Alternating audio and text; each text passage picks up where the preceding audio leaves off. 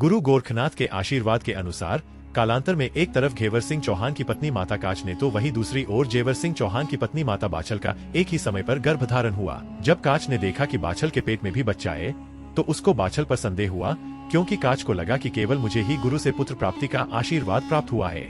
और काच ने माता बाछल पर कलंक लगाते हुए यह बात अपनी ननद छबीली को कह सुनाई। इसके बाद क्रोध में आग बबूला हुई छबीली बाछल के महलों में आ पहुंची और माता बाछल को खरी खोटी कह सुनाई।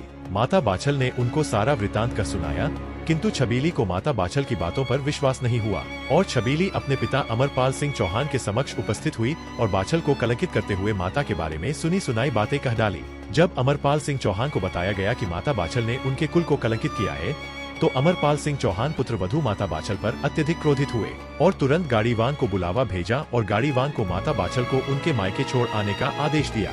इसके बाद माता बाछल गाड़ीवान के साथ मायके के लिए रवाना हुई। तपती धूप और गर्मी के चलते माता ने विश्राम करने का सोचा और गाड़ीवान को पास ही के एक पेड़ के नीचे रुकने को कहा। विश्राम करते हुए माता बाछल और गाड़ीवान की आंख लग गई और इसी बीच मौके की तलाश में बैठा तक्षक नाग वहां आ पहुंचा और गाड़ीवान को डस लिया और अब माता बाछल को डसने के लिए आगे बढ़ने लगा। गुरु गोरखनाथ के आशीर्वाद के कारण अपार शक्तियों से परिपूर्ण वीर गोगाजी के रूप में माता की कोख से बाहर प्रकट हुए और अपने एक ही हाथ से तक्षक का गला धर दबोचा और तक्षक नाग तड़पने लगा और उनसे दया की भीख मांगने लगा। तब जन्मेजय यानी गोगाजी ने उसे तुरंत गाड़ीवान के शरीर से जहर सोखकर उसे पुनः जीवित करने का आदेश दिया। तक्षक नाग ने आज्ञा अनुसार ऐसा ही किया और भगवान से क्षमा मांग पाताल लोक लौट गया। गाड़ीवान उठा और माता को लेकर सिरसा के लिए रवानगी ली।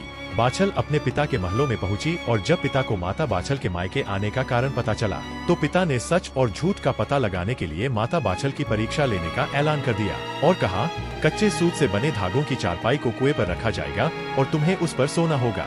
और कहा, अगर तुम्हारे अंदर सत है तो के कच्चे धागे तुम्हारा वजन सहन कर लेंगे।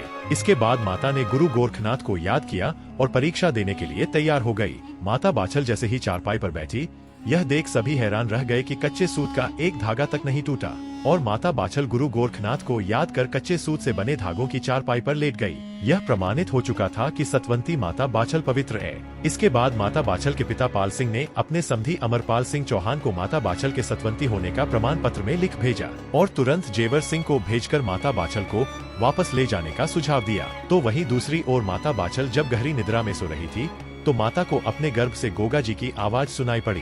गोगा जी ने माता से कहा, अगर मेरा जन्म ननिहाल में हुआ तो कालांतर में मेरा उपहास किया जाएगा, आठ मुझे पितृभूमि पर जन्म लेना है। जिस पर माता ने गोगा जी से कहा कि यह कैसे संभव होगा, तुम्हारे पिता हमें लेने यहाँ नहीं आएंगे। तब गोगा जी ने माता से कहा कि मैं पिताजी से बात करता हूँ। माता बाछल के वियोग में जंगल में विश्राम कर रहे जेवर सिंह की आंख लग गई। तभी उनके स्वप्न में गोगा जी आए और कहा, पिताश्री आप तुरंत मेरी माता को रेहत से ददरेवा ले आइए, मेरा जन्म यहाँ होना निश्चित है। तभी अचानक जेवर सिंह की नींद टूटी और देखा सामने राज्य के कुछ सैनिक अमरपाल सिंह का संदेश लेकर आए हैं। संदेश सुनते ही जेवर सिंह तुरंत रेहड़ा छल को लेकर ददरेवा लौट आए। माता बाछल के लौटते ही ददरेवा की सूखी जमीन हरी भरी हो गई और चारों ओर खुशियों का माहौल छा गया। समय बीता और आखिर वो शुभ घड़ी आ ही गई जब गुरु गोरखनाथ के आशीर्वाद के अनुसार भादो सुदी नवमी विक्रम संवत 1003 को माता बाछल की कोख से वीर गोगा जी का जन्म हुआ। तो वहीं दूसरी ओर माता काच ने अर्जुन और सर्जन 2 जुड़वा बच्चों को जन्म दिया।